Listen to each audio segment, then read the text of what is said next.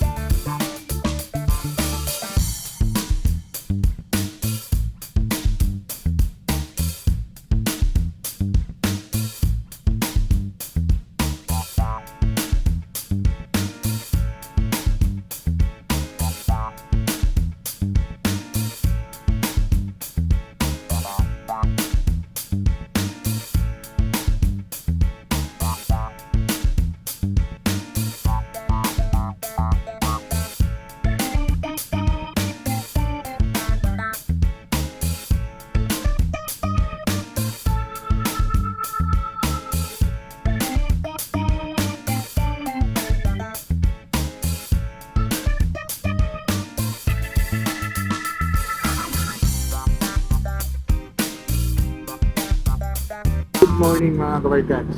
Ayun mga kabarkads, update na naman natin itong project dito sa Davao Samal Bridge. Yan, kung kumusta na ba ito. Kung ano na ba yung mga improvement dito na side. Yan, kasi nandito na yung kuha nila. Malapit na talaga yung drilling machine nila.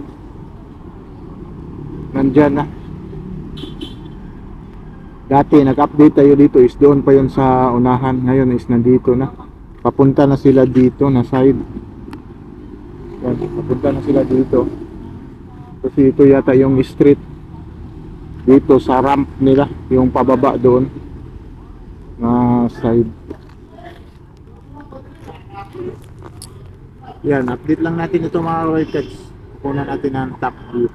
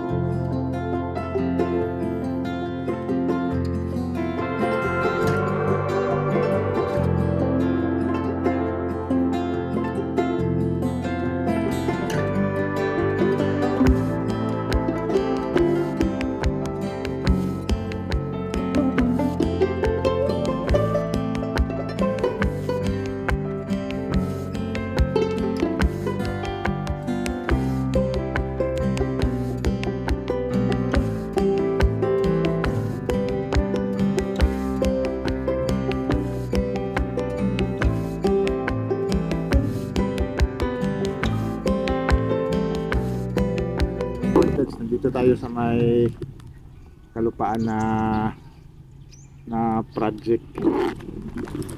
Yan o, papunta na yan ng dagat. Yan, tuloy-tuloy yung trabaho nila dito sa dagat is parang kuwan lang sa dagat.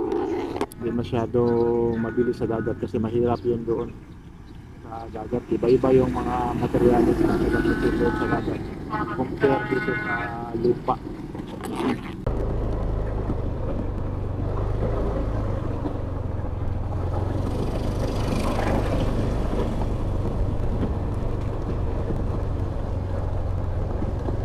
Yan mga weighted.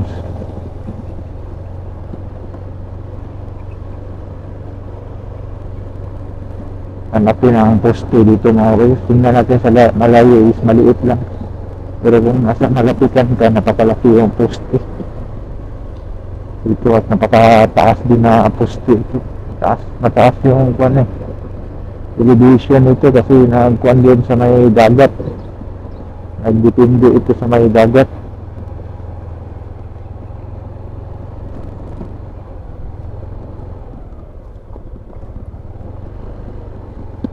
Maraming tubo yan gagamitin doon sa may no? Kaya ito di is holiday, parang walang nagtatrabaho ngayon dito kasi holiday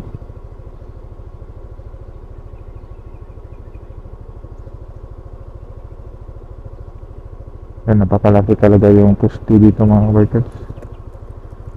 Kung titingnan natin dito is napakalaki yung poste.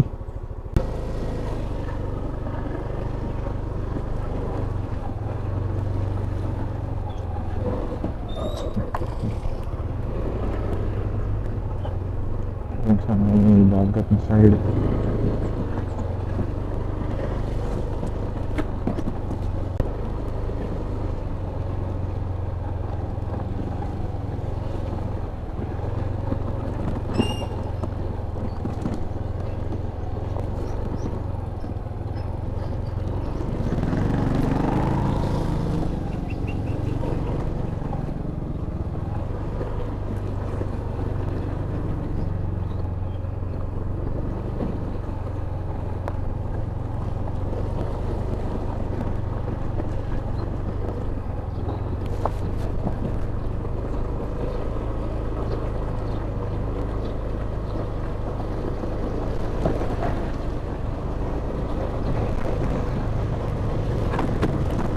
Yan mga ka-Barkads, ito lang yung update natin ngayon sa April 9, araw ng Pagditiman dito sa Davao City. Yan, like and subscribe to my channel and press the button bell para ma-notify kayo sa mga video na i-download ko, especially sa mga travel vlog natin. Yan, sige lang, problems.